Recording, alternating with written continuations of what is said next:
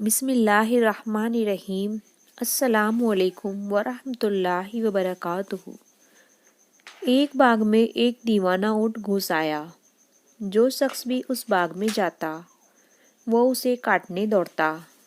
لوگ بہت پریشان تھے اور حضور صلی اللہ علیہ وسلم کی خدمت میں حاضر ہوئے اور سارا واقعہ عرض کیا۔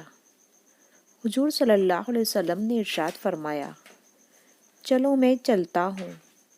چنانچہ حضور صلی اللہ علیہ وسلم اس باغ میں تشریف لے گئے اور اس اونٹ سے فرمایا، ادھر آؤ۔ اس نے جب رسول اللہ صلی اللہ علیہ وسلم کا حکم سنا تو دوڑتا ہوا حاضر ہوا اور اپنا سر حضور صلی اللہ علیہ وسلم کے قدموں میں ڈال دیا۔ حضور صلی اللہ علیہ وسلم نے ارشاد فرمایا، اس کی نکیل لاؤ۔ نکیل لائی گئی۔ حضور صلی اللہ علیہ وسلم نے نکیل ڈال کر اس کے مالک کے حوالے کر دیا اور وہ آرام سے چلا گیا۔